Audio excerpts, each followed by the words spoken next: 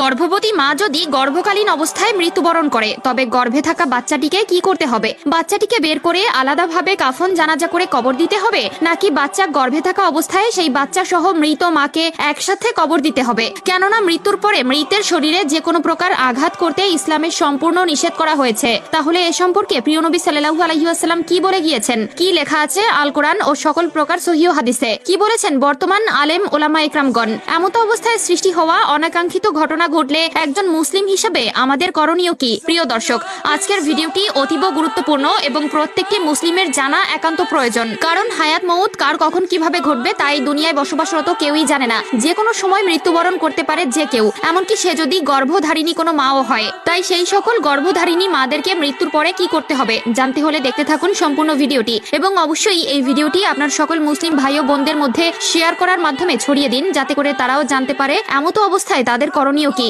এবং যদি আমাদের এই ভিডিওটির মাধ্যমে গর্ভধারণের মৃত মায়েদের সাথে করণীয় কাজটির সম্পর্কে সহিভাবে আপনি জানতে পারেন তবে অবশ্যই একবার আলহামদুলিল্লাহ কমেন্ট করবেন। চলুন ভিডিওটি শুরু করা যাক। প্রিয় দর্শক, জন্মিলে মরিতে হবে উক্তিটি চিরন্তন সত্য। এই পৃথিবীতে কার হায়াত কতটুকু কেউ জানে না। যে কোনো সময় মৃত্যু ঘটতে পারে যে কারো। মৃত্যুর সময় ব্যক্তি যে কোনো অবস্থায় থাকতে পারে, এমনকি থাকতে পারে একজন গর্ভধারিণী হয়েও। সেজন্য হায়াত এক চুল পরিমাণ বাড়ানো হবে না। তবে যদি কখনো এমন হয় গর্ভধারিণী কোনো মা মৃত্যুবরণ করেছে তবে সেক্ষেত্রে প্রিয় নবীর বলা কিছু হাদিস উল্লেখযোগ্য করা যায়। কেননা একটা যুদ্ধের ময়দানে প্রিয় নবী সাল্লাল্লাহু আলাইহি ওয়াসাল্লাম একটি নারীকে মৃত অবস্থায় দেখতে পেলে তিনি তার সাহাবাগণ ও যুদ্ধে অংশগ্রহণরত সকলের উদ্দেশ্যে বলেন, উক্ত নারী গর্ভবতী কিনা সেটি আগে পরীক্ষা করো, এবং যদি গর্ভবতী হয় তবে অবশ্যই সেই বাচ্চাটিকে পৃথিবীর আলো দেখাও। অর্থাৎ যদি বাচ্চাটি জীবিত থাকে এবং সেটা বোঝা যায় তবে যে কোনো মাধ্যমে বাচ্চাটিকে পৃথিবীর আলোয় আনতে হবে। এক্ষেত্রে বর্তমান আধুনিক বিজ্ঞানের উন্নয়নের ফলে এখন অস্ত্রোপচার বাদেই বোঝা যায় গর্ভধারিণী মায়ের পেটের বাচ্চাটি কেমন এবং কি অবস্থায় আছে।